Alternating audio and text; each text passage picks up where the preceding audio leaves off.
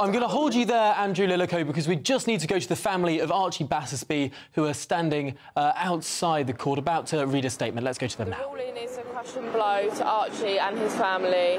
With all due respect to Justice Hayden, it is not in Archie's best interest to die. Planned death is another name for euthanasia, which is illegal in this country. The planned removal of the ventilator is definitely the worst thing that may happen from my point of view. I cannot see how this in any way is dignified. We disagree with the idea of dignity in death. Enforcing it on us and hasting his death for that purpose is profoundly cruel. It is for God to decide what should happen to Archie, including if, when and how he should die. As long as Archie is fighting for his life, I cannot betray him. Until Archie gives up, I won't give up. I'm living every parent's nightmare. There must be a change in this NHS and the court system before another family has to go through what we have. We will be appealing the ruling to the Court of Appeal, and we ask for your prayers and support.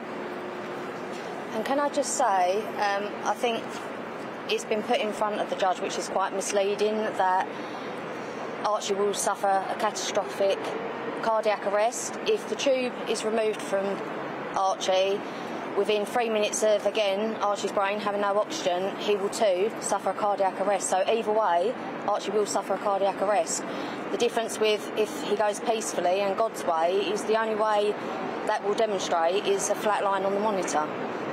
So I still stick by what I say. I'm still going to fight until the very end, and I'm going to appeal again. He is responsive.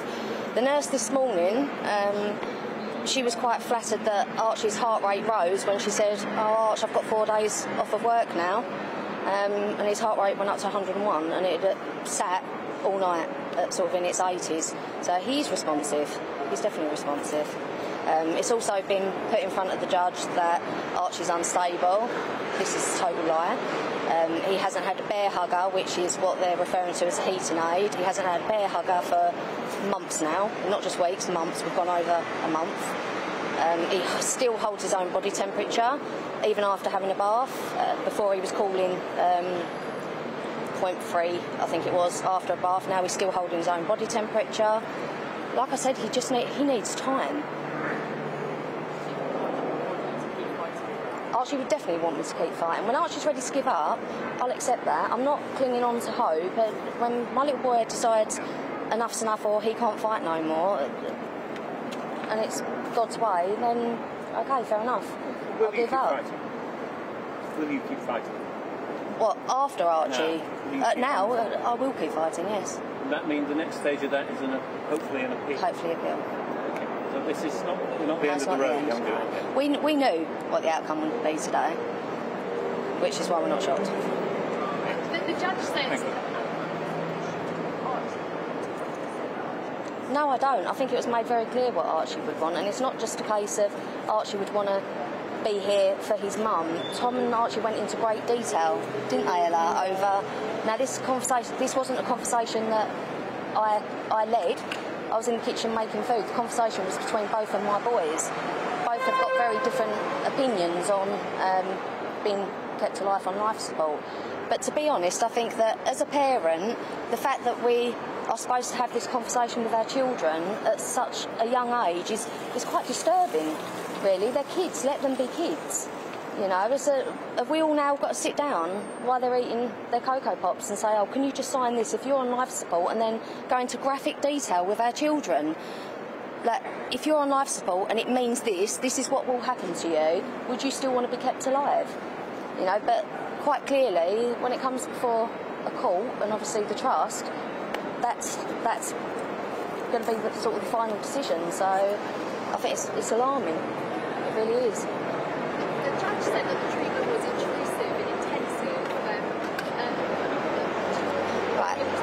No, I totally disagree. COVID patients are kept on ventilators for a lot longer than Archie. Okay, he does suffer, or he is more at risk of catching infections because of the plastic tubing, as any of us would be with a foreign body inside us. Some of us with jewellery, you know, like we get infections. He's on very minimal paracetamol medication. His sodium levels for the last 3 weeks have been very stable, probably the most stable that Archie's has been. The blood pressure, apart from when he's turned on his right side, again, quite clearly a response. When he's turned on his right side, his blood pressure, it drops. As soon as they move him, it goes back up.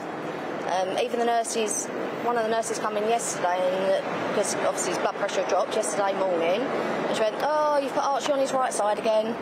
The nurses know themselves that he doesn't like being put on his right side. Do you accept that he won't make